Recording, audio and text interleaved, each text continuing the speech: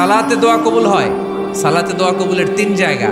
একটা হচ্ছে তাকবীরে তাহরিমার পরে আমরা সানা পড়ি না, আমরা তো একটা পড়ি, আল্লাহর হাবিব সুন্নাহ এবং নফল নামাজে আরো পড়তেন সানা, ওই দোয়া কবুল হয়। 2 নম্বর জায়গা সালাতে সেজদায় পড়ে দোয়া করলে কবুল হয়।